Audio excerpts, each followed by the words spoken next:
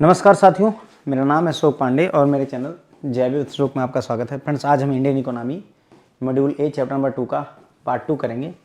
ये chapter friends आपका sectors of Indian economy के बारे में कि इंडियन इकोनॉमी कौन कौन से सेक्टर हैं। 3 सेक्टर हम देखे थे, प्राइमरी, सेकेंडरी, टर्शियरी, और फिर फर्दर हमने देखा था कि जो टर्शियरी उसके 2 और पार्ट बने हैं, क्वार्टरनरी और क्यूनरी। ठीक है, तो 5 सेक्टर देखे थे।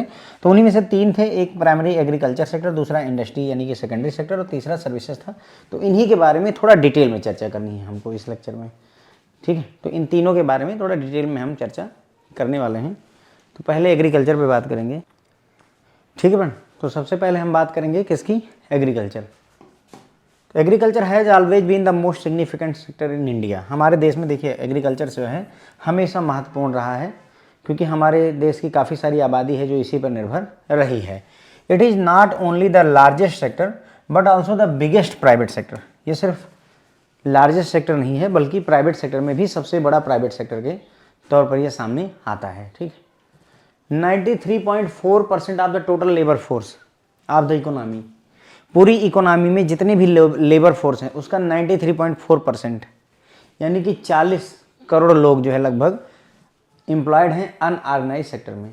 किसमें? अनऑर्गेनाइज सेक्टर में। सेक्टर 2 तरीके होते हैं, ऑर्गेनाइज्ड और अनऑर्गेनाइज्ड। आगे चल करके इसी चैप्टर में हमें बात करनी है उसके बारे में। ऑर्गेनाइज्ड मतलब जहाँ पर नौकरी फिक्स है, पीएफ कटेगा, ये सारी चीज़ें होंगी। अनऑर्गेनाइज डेली वेजेस वर्कर्स वगैरह जो होते हैं इनके लिए कहा जाता है। तो जितनी भी हमारी इकोनॉमी में टोटल लेबर फोर्स है उसका 93.4% कहाँ लगा हुआ है? अनऑर्गेनाइज सेक्टर में लगा हुआ है। और एग्रीकल्चर जो है मेन अनऑर्गेनाइज सेक्टर है इंडियन इकोनॉमी का, यानी कि एग्रीकल्चर किस में आता है? ये भी अनऑर्गेनाइज सेक्टर में आता है।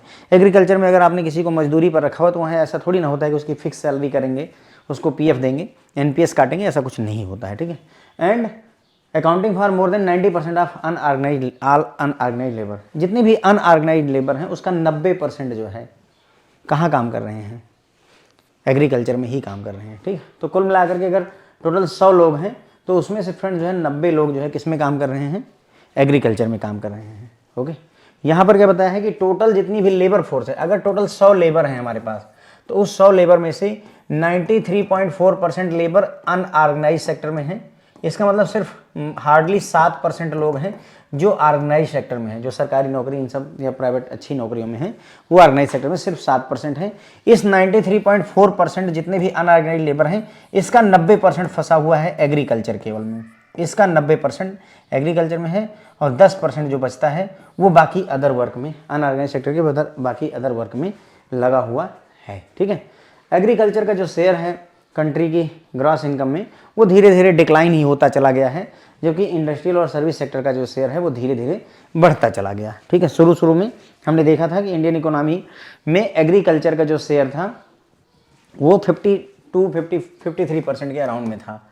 धीरे धीरे घट करके हार्डली 18% रह गया है। बाकी सभी सेक्टर्स का शेयर बढ़ता चला गया। The industrial and service sector have expanded faster than agriculture. ऐसा क्यों हुआ? क्योंकि जो अदर सेक्टर थे वो तेजी से फैले। एग्रीकल्चर तो नहीं बढ़ पाया लेकिन बाकी के सेक्टर तेजी से फैले, जिसका असर ये हुआ कि एग्रीकल्चर का जो शेयर है, परसेंटेज है, वो घट गया नेशनल अकाउंट में, नेशनल इनकम में। ठीक है, agriculture recently had satisfactory development as a result of improve technology, irrigation, inputs and pricing strategy. अगर देखा जाए तो अभी थोड़ा बहुत इंप्रूवमेंट हुआ है एग्रीकल्चर में, सेटिस्फैक्टरी परफॉर्मेंस चल रही है क्योंकि नई नई टेक्नोलॉजीज को अपनाया जा रहा है, सिंचाई के साधन बढ़े हुए हैं, इनपुट्स अवेलेबल है, मतलब कहने का फर्टिलाइजर, अच्छी उन्नत किस्म के बीज वगैरह सारी अवेलेबल हैं, और प्राइस पर भी एमआरपी मतलब प्राइस पर भी जो है सरकार ने अच्छा वर्क किया हुआ है। ठीक है, एमआरपी नहीं होता, इसमें एक और कॉन्सेप्ट होता है एग्रीकल्चर में जो प्राइस फिक्स किया जाता है सरकार के द्वारा, एमएसपी है ना, मिनिमम सपोर्ट प्राइस होता है, एमएसपी। ठीक है, in recent years live stock, poultry, fisheries and horticulture have led the way in terms of output increase. मतलब एग्रीकल्चर में अगर प्रोडक्शन बढ़ा है तो उसके पीछे वजह है लाइव स्टॉक, यानी कि जो आपका बकरी वगैरह पालना हो गया, पोल्ट्री, मुर्गी पालन, मछली पालन, बागवानी, इन सभी की वजहों से ही आउटपुट बढ़ा है। ठीक है, आउटपुट मतलब ज़्यादा हम प्रोडक्शन कर पा रहे हैं। Despite all these structural changes agriculture remains a critical sector offering employment and livelihood opportunity to large segment of the population. भले इस तरीके के स्ट्रक्चरल चेंजेज आए हैं कि हमारी जो सर्विस सेक्टर है वो बहुत ज़्यादा तेज़ी से आगे बढ़ा है, लेकिन उसके बावजूद भी एग्रीकल्चर अभी भी जो है सबसे ज़्यादा जो है बहुत बड़ी आबादी को अभी भी जीविका के और रोज़गार के अवसर देता है। अभी भी एग्रीकल्चर मतलब भरकर सपोर्ट हमें कर रहा है। फिर यहाँ पर गवर्नमेंट ऑफ इंडिया का रिपोर्ट है 2020-21 की, जो कि मिनिस्ट्री ऑफ एग्रीकल्चर और फार्मर्स वेलफेयर द्वारा दी गई थी। उसमें कुछ बताया गया है, वही हम एक्सट्रैक्ट्स देखने जा रहे हैं। ठीक है, गवर्नमेंट ऑफ इंडिया की रिपोर्ट है 2020-21 की, ministry of agriculture farmer welfare द्वारा। तो उन्होंने अपनी रिपोर्ट में क्या लिखा हुआ है हम वो डिस्कस करने जा रहे हैं। Okay, agriculture plays a vital role in Indian economy. तो उनके हिसाब से भी एग्रीकल्चर एक इंपॉर्टेंट रोल प्ले करता है। टोटल वर्क फोर्स जितनी है हमारे पास, उसमें 54.6% जो है एग्रीकल्चर में इंगेज हैं।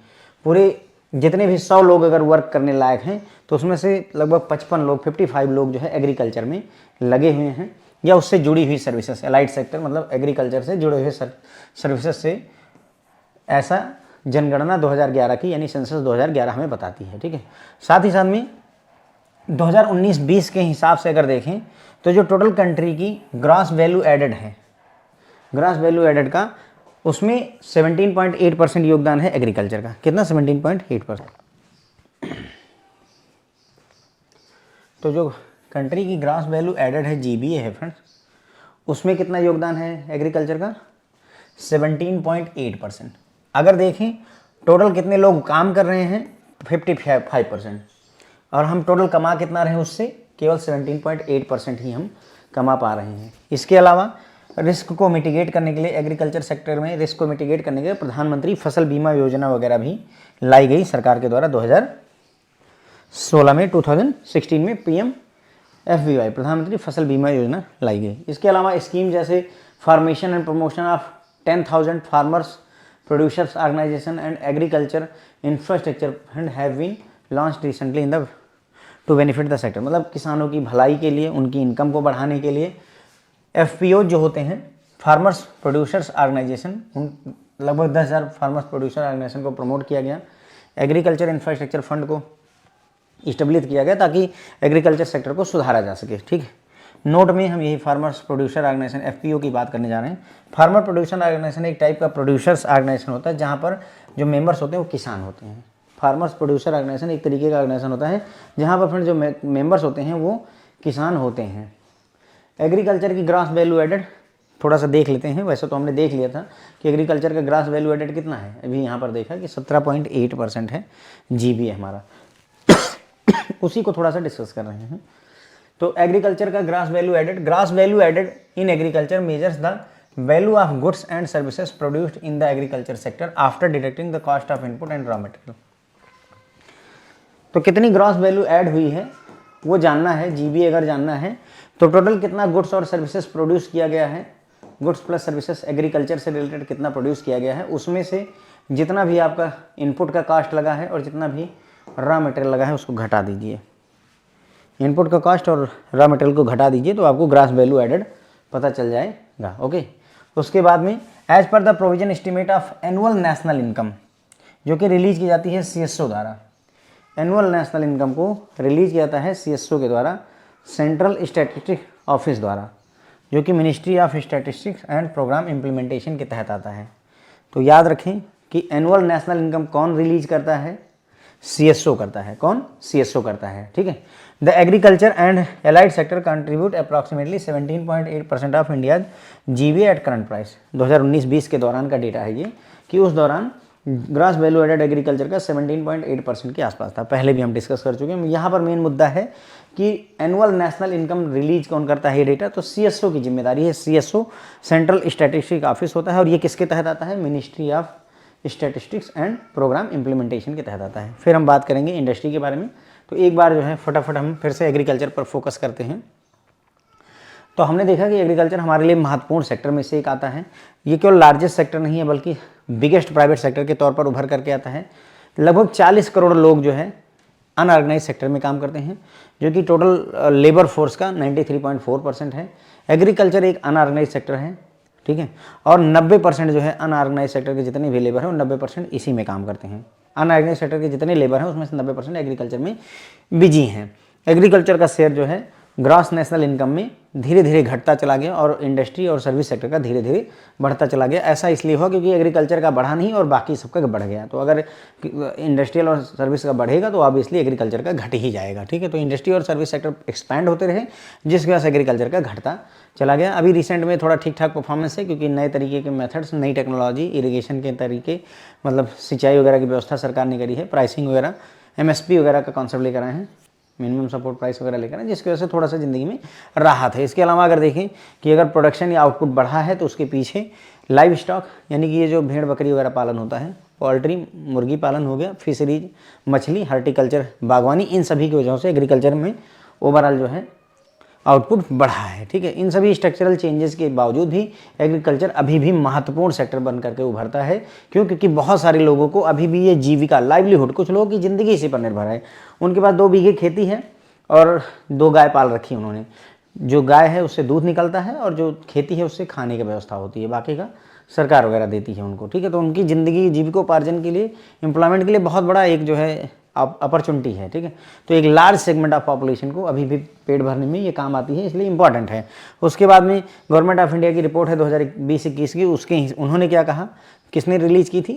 मिनिस्ट्री ऑफ एग्रीकल्चर और फार्मर्स वेलफेयर द्वारा किया गया था। तो उन्होंने बताया कि एग्रीकल्चर बहुत इंपॉर्टेंट है हमारी इकोनॉमी के लिए। टोटल जितने भी वर्कर हैं उनमें से 54.6% हमारे एग्रीकल्चर में जुटे हुए हैं, ठीक है। और जो क्रॉस वैल्यू एडेड है पूरी कंट्री का, उसमें से एग्रीकल्चर का योगदान 17.8% के आसपास ही है।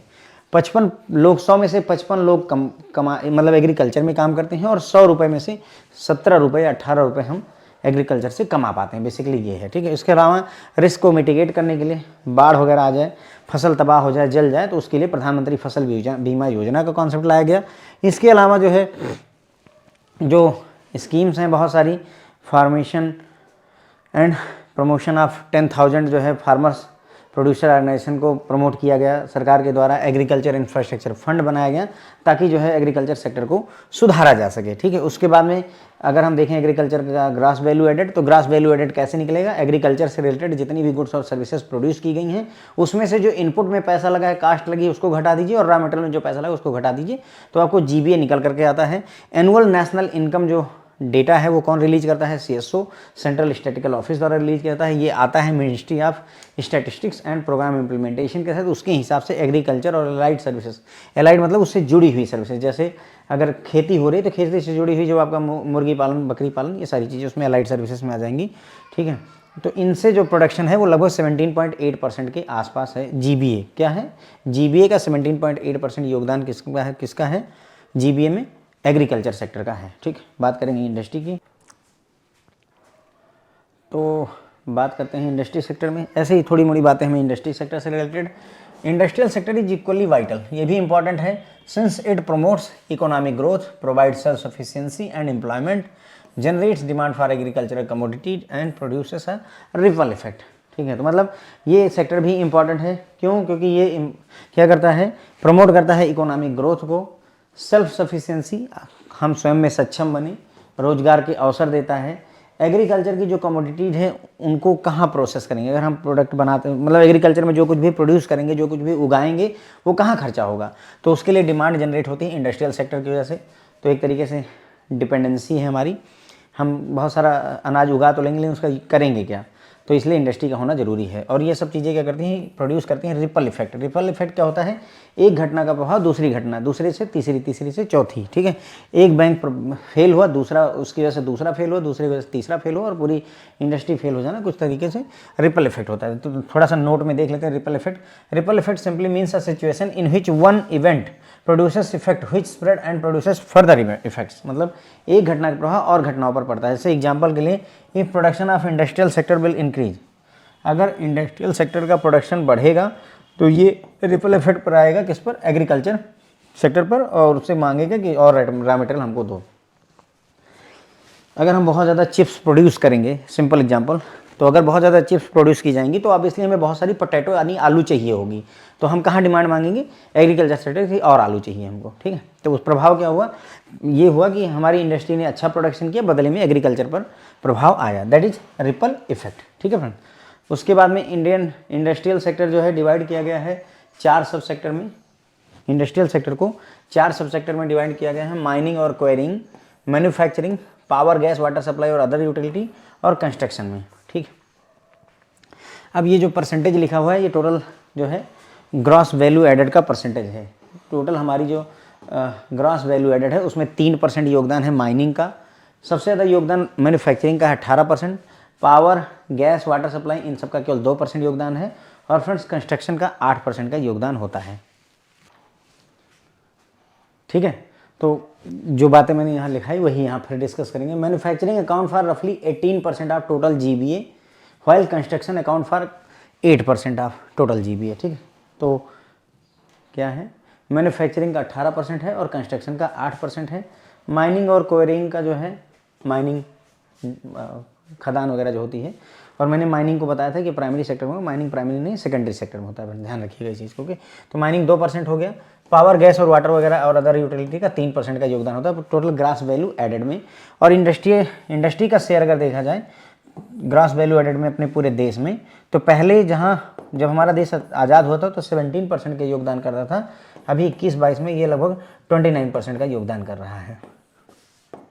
ठीक, पहले कितने परसेंट का किया करता था फ्रेंड, केवल 17% का किया करता था, अभी कितने का कर रहा है, 29% का ये योगदान कर रहा है।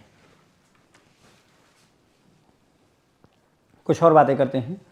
Journey of Indian industry is quite interesting and can be summed up in 4 phases. मतलब हमारे जो इंडियन इंडस्ट्री की जो जर्नी है, यात्रा है, उसको जो है हम 4 फेजेज में बांट सकते हैं। उनमें से प्री रिफॉर्म और पोस्ट रिफॉर्म पीरियड भी शामिल रहेगा।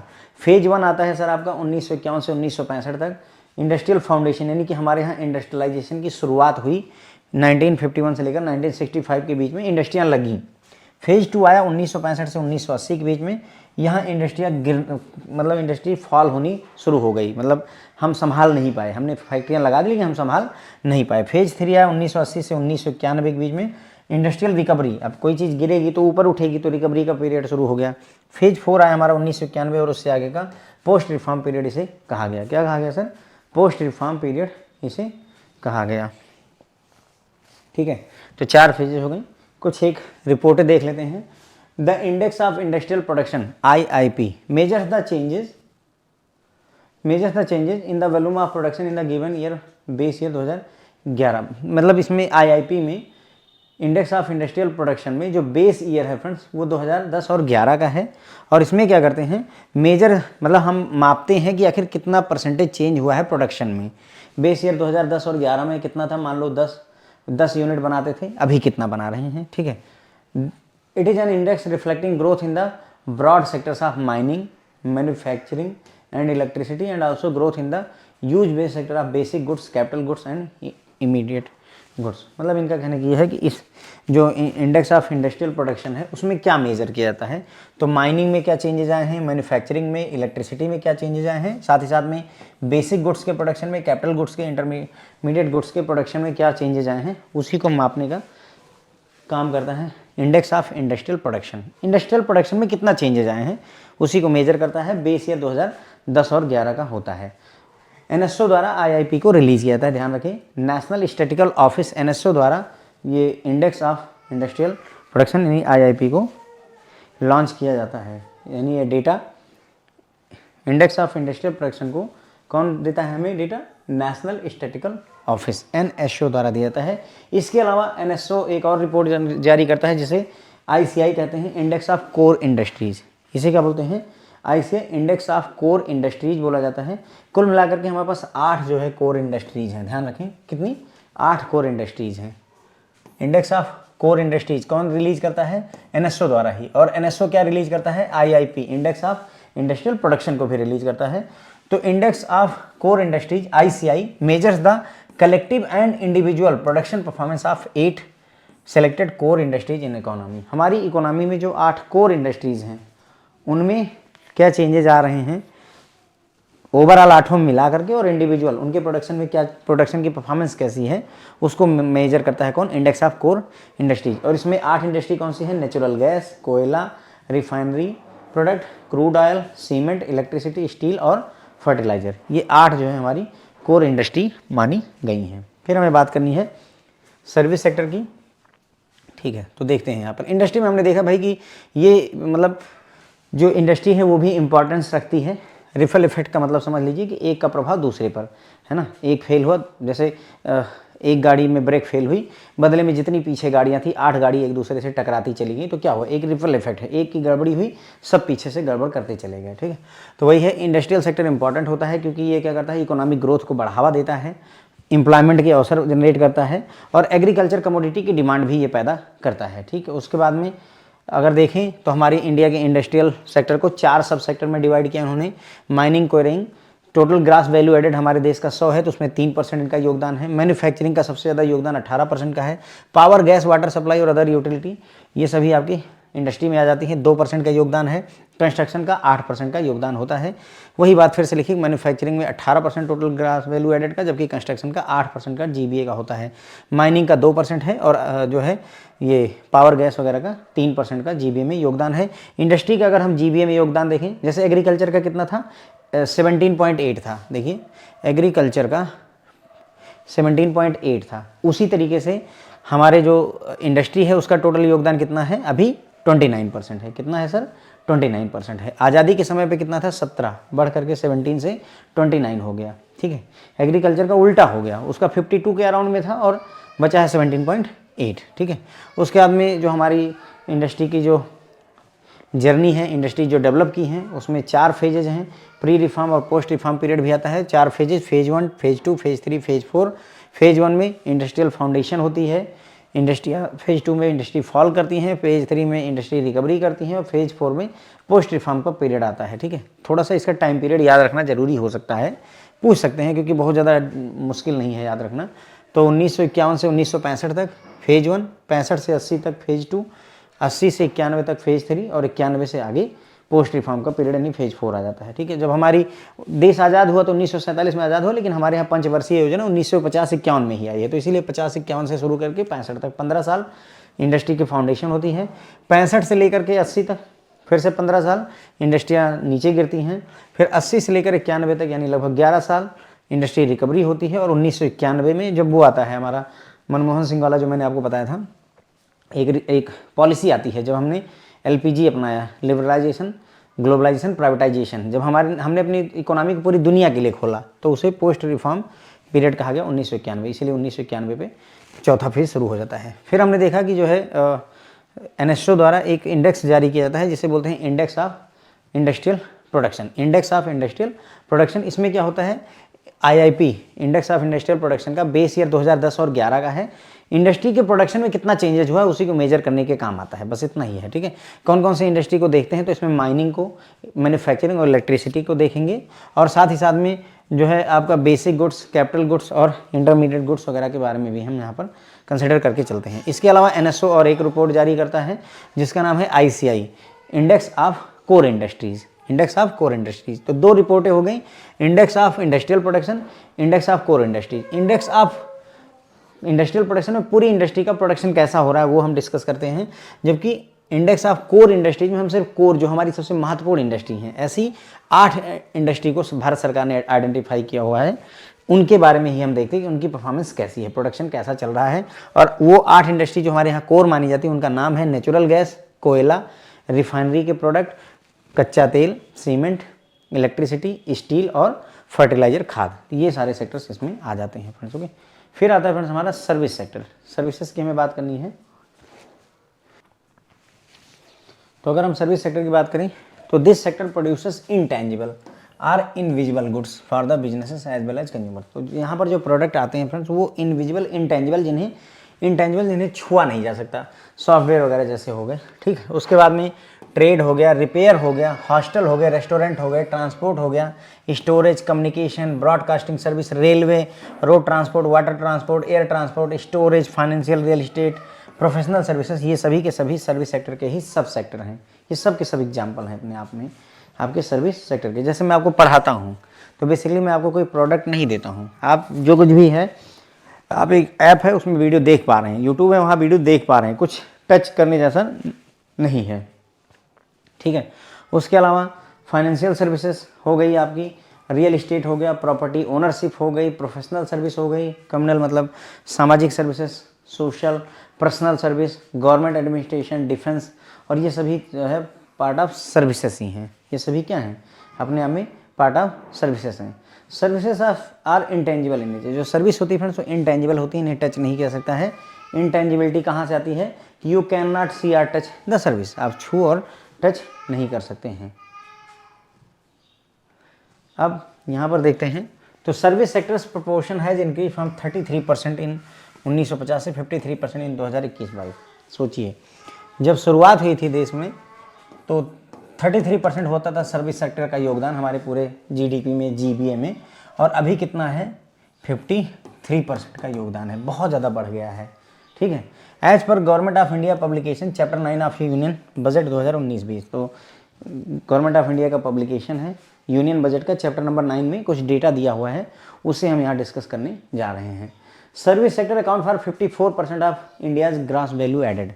जितना हमारा ग्रॉस वैल्यू एडेड है उसका 54% जो है कहाँ से आ रहा है, सर्विस सेक्टर से आ रहा है। अब अगर मैं यहाँ समराइज करूँ तो एग्रीकल्चर से 17.8% था, इंडस्ट्रियल सेक्टर से यानी सेकेंडरी सेक्टर से आपने देखा 29% है, और टर्शियरी सेक्टर या इसी को फ्रेंड सर्विस सेक्टर कहेंगे, यहाँ पर 54% का योगदान निकल करके आता है, 54% का आता है। Its growth rate moderate to 7.5% in 18-19 from 8.1% in 17-18। मतलब ये बोल रहे हैं कि इसकी जो ग्रोथ है वो थोड़ी कम हो गई थी, जहाँ ये 8.1% था 17-18 में, वहीं ये घट करके 7.5 है। इरेलीवेंट है, मतलब नहीं रखता अपने लिए, लेकिन ठीक है। सर्विस सेक्टर में हमारा जो ग्रॉस वैल्यू एडेड है वो 54% है। ठीक है, the segments that saw deceleration, किन किन जगहों पर मतलब घट गई, हमने अभी देखा कि जो इसकी ग्रोथ रेट है वो घट गई है, तो कहाँ कहाँ पर घटत आई है। The segment that saw deceleration is tourism में, ट्रेड में, होटल्स में, ट्रांसपोर्ट में, कम्युनिकेशन में, services related, broadcasting, public administration, defence. Covid आने की वजह से इन सभी सेक्टर को प्रभाव पड़ा है, जिसकी वजह से इनमें कमी आई है, डिसेलरेट हुआ है। जबकि फाइनेंशियल सेक्टर, रियल इस्टेट में और प्रोफेशनल सर्विसेज जैसे लॉयर हो गए, चार्टर्ड अकाउंटेंट हो गए, इन सब में बढ़त आई है। बाकी ये सब ट्रांसपोर्टेशन, कम्युनिकेशन सर्विसेज, इन सभी में घटत आई हुई है। ठीक है, an important finding is that India service sector does not generate job in proportion to its share in the GBA. एक मतलब कमाल की बात है, क्या है कमाल की बात, बताते हैं अभी आपको, कि जितना हमारा जीबीए में शेयर है वो कितना है, 53% का जीबीए में शेयर है, उतनी जो रोजगार के अवसर ये सेक्टर नहीं देता है जितने देने चाहिए। जैसे याद करिए एग्रीकल्चर की स्थिति क्या थी, ध्यान करके देखिए, एग्रीकल्चर का 17.8% था जीबीए में, और एम्प्लॉयमेंट में क्या था, एम्प्लॉयमेंट में अगर आपको याद हो तो मेरे ख्याल से ये लगभग 53% या 55% लोगों को रोजगार देता है, 55% लोगों को रोजगार देता है एग्रीकल्चर।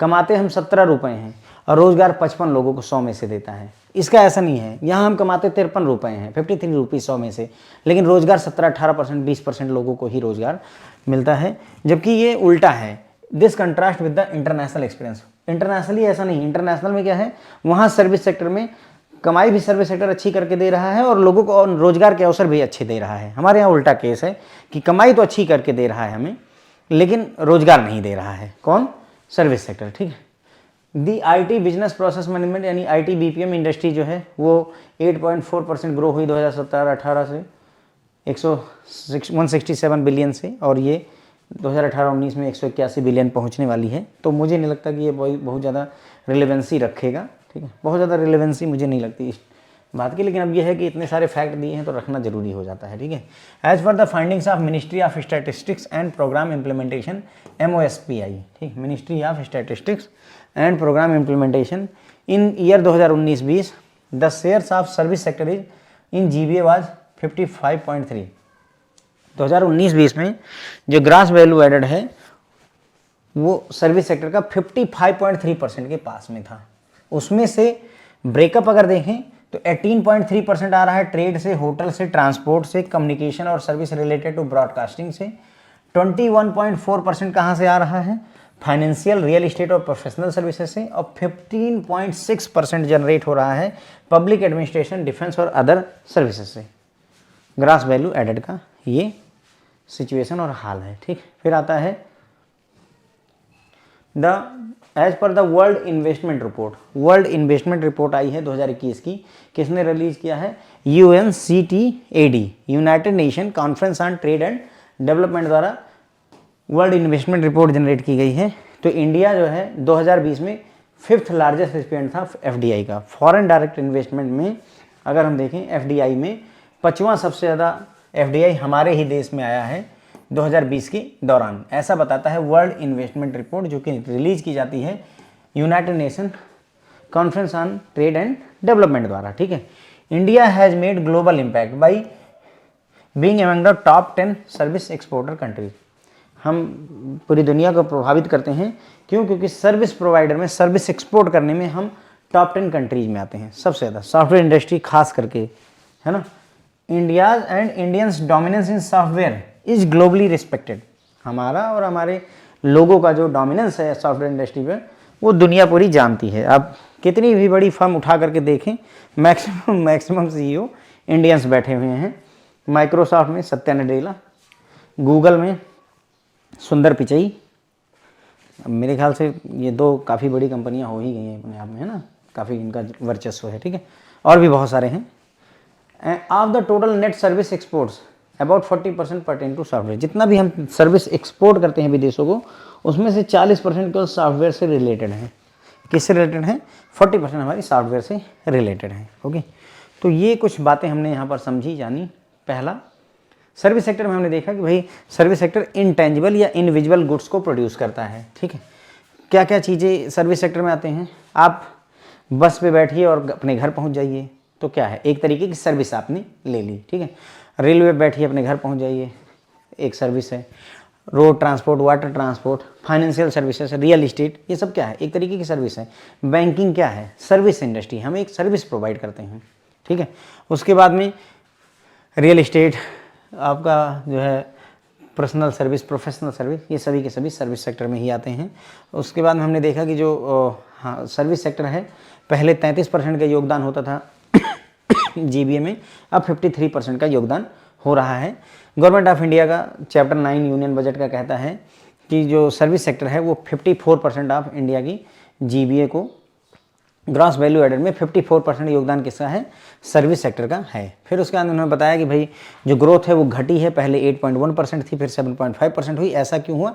कोविड वगैरह आने की वजह से होटल इंडस्ट्री, टूरिज्म, ट्रेड, ये सब प्रभावित हुए। ठीक है, फाइनेंशियल और रियल इस्टेट और प्रोफेशनल सर्विसेज इंप्रूव की हैं। ठीक है, उसके बाद में अगर देखा जाए तो इंपॉर्टेंट फाइंडिंग ये है कि इंडिया का सर्विस सेक्टर जितना कमाई देता है उतना उस प्रोपोर्शन में जॉब के अवसर नहीं देता है, जॉब के अवसर नहीं देता है। जबकि इंटरनेशनल एक्सपीरियंस बिल्कुल अलग है, वहाँ पर वो कमाई भी करके देता है सर्विस सेक्टर और जॉब के अवसर भी देता है। हमारे यहाँ कमाई तो ज़्यादा है लेकिन उतनी लोगों को नौकरियाँ नहीं मिलती हैं। फिर हमने देखा कि मिनिस्ट्री ऑफ स्टैटिस्टिक्स और प्रोग्राम इम्प्लीमेंटेशन की फाइंडिंग कहती है ईयर 2019-20 में जो सर्विस सेक्टर का योगदान था GBA में, हमारे टोटल 100 रुपये की कमाई में मान लीजिए 55.3 का था, उसमें से 18.3 जो है ट्रेड, होटल, ट्रांसपोर्ट से आया है, 21.4% आपका फाइनेंशियल, रियल इस्टेट और प्रोफेशनल सर्विसेज है, और 15.6% हमारा पब्लिक एडमिनिस्ट्रेशन, डिफेंस और अदर सर्विसेज। ये थोड़ा सा याद रख सकते हैं अगर जरूरत हो तो, ठीक है, अदरवाइज ठीक है, क्योंकि इतना ज़्यादा फैक्ट जो है रट पाना संभव नहीं होता है।